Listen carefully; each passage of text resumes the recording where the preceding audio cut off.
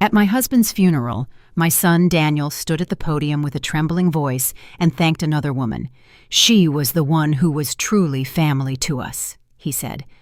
At that moment, all eyes in the room turned to the woman in the front row, the one in the fitted dress and perfect makeup, with delicate tears resting in her eyes. And me, the real wife, the mother. I sat off to the side, unnoticed, invisible. When the lawyer later informed me that my husband had left everything to her, not a single dime for me, Linda McAllister embraced my son and smiled a triumphant smile, as if she had already won.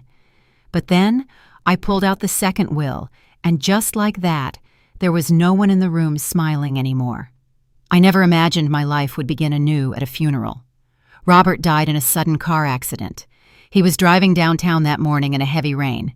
They said the brakes failed on a curve and the car crashed into a supermarket. He was gone quick.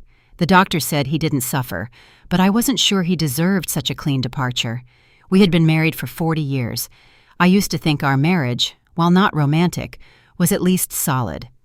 Like one of those old houses weathered by storms, worn on the outside, but still standing.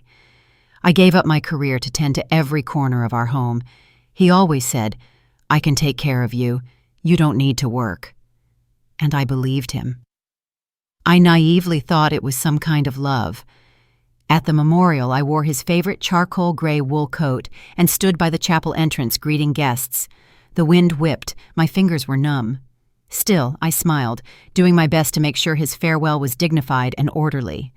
Robert cared so much about appearances, about what other people thought of him. Even in his death, I found myself maintaining that neat facade for him. Daniel was at the podium. He's our only child. He turns 33 this year and is a back-end engineer for a tech company. He wore a sharp, dark suit. His face was solemn, and his voice was as steady as always. After reading a tribute to his father, he paused, and his eyes reddened. "There's someone I want to give a special thank you to," Daniel said, his voice a little shaky. The room fell silent. I clutched my handbag in my lap, my knuckles turning white. I thought he was about to say, "My mother." In that moment, I could almost hear it forming in his throat, that long-awaited acknowledgement.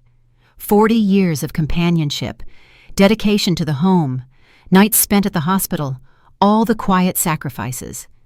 I truly believed he had finally seen me. But what came next sliced through me like a dull blade, stripping that hope away inch by inch. Someone who supported my father through the toughest time of his life, Ms. Linda McAllister.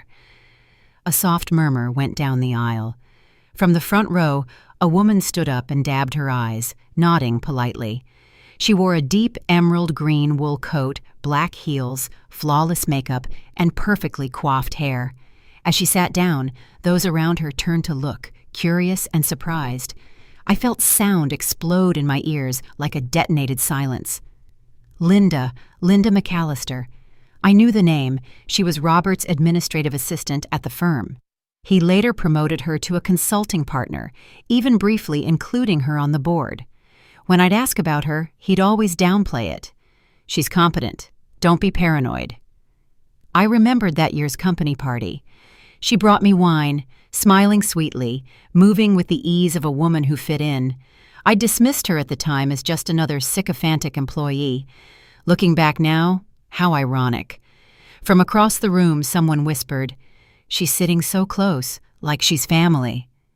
And my son had just thanked that woman at his father's funeral. I felt like the chair had dropped from under me. My ears were ringing, and the world vibrated faintly. People came up to shake my hand, murmuring the usual. "He was a good man. We'll miss him." I nodded automatically, like a machine repeating pre-programmed responses. I had planned to hold on until the end, to maintain appearances. But then I heard Daniel whisper to Linda, "You're the one who's truly family." I nearly dropped the teacup in my hand. In that moment, I realized this funeral wasn't for Robert. It was for a hidden world I didn't know existed. And I was just a stranger, a discarded observer. That night, back home, I sat in the empty living room. As I took off the coat, I saw that the satin ribbon was wrinkled, as if the last vestige of my marriage's dignity had been accidentally snapped. I sat at the dining room table and stared at the row of empty chairs. Robert's seat was still in its place. I hadn't moved it.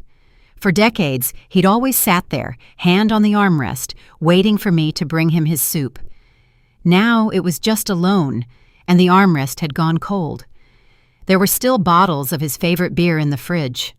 I never liked the brand, it was too bitter, but he'd buy a six-pack every week, just for him. Turns out, habit is the cruelest prison. I didn't sleep that night. I pulled out some old photo albums. In the photos, we were still young. There was light in his eyes. I smiled easily back then.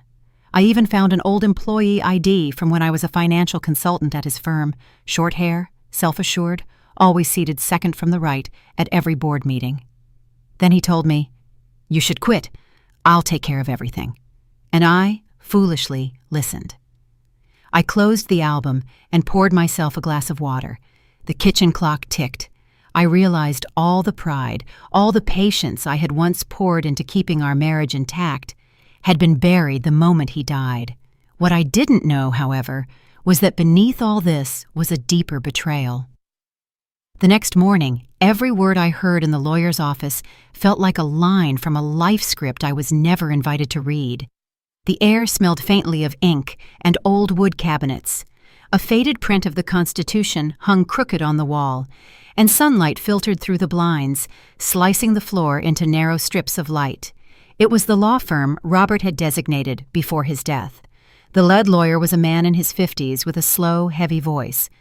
Every syllable was drawn out as if to underscore something unsaid.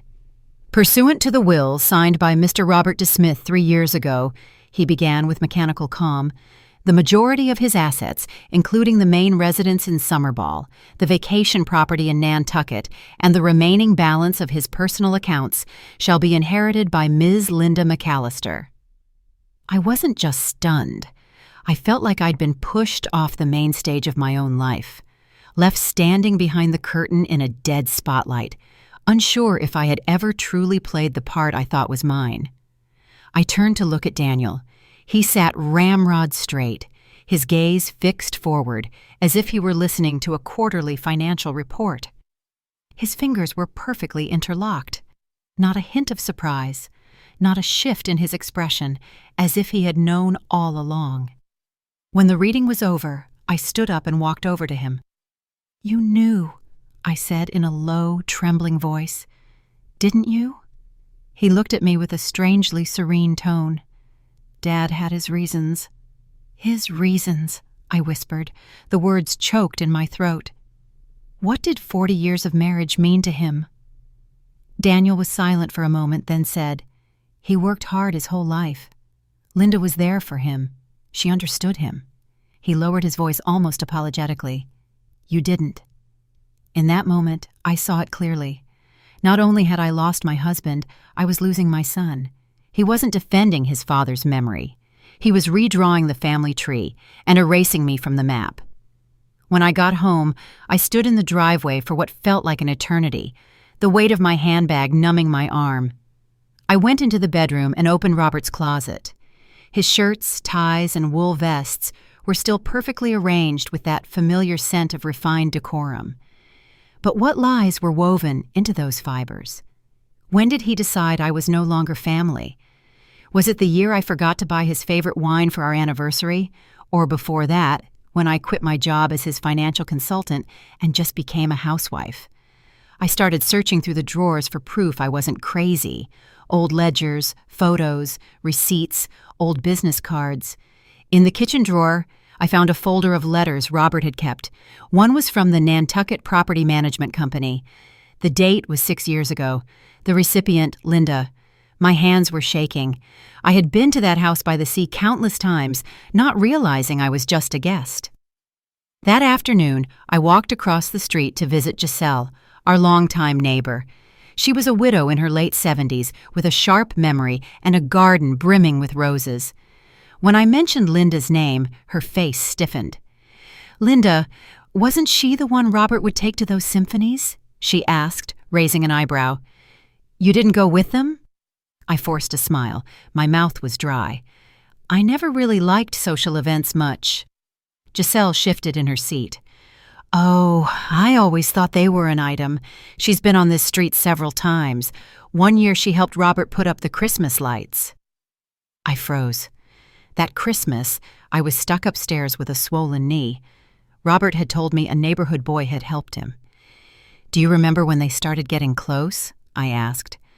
Giselle stirred her tea, thinking, at least 10, maybe 15 years ago. I remember seeing her around here when you were away taking care of your sister. I thought she was some cousin or something. 15 years. I sat in Giselle's sunroom feeling like a stranger who had walked into the wrong house. All these years, I had managed our retirement budget down to the last penny.